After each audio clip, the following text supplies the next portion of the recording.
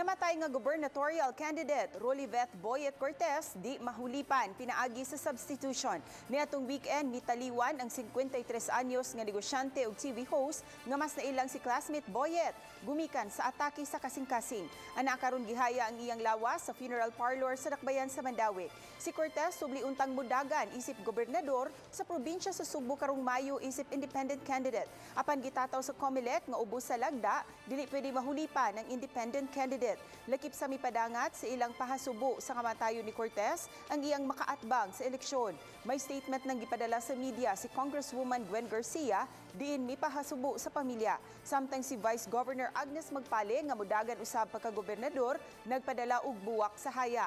Sa kamatayon ni Cortez, sila si Garcia ug Magpale na lang ang magtigi sa labing taas nga posisyon sa probinsya sa Subo karong Mayo.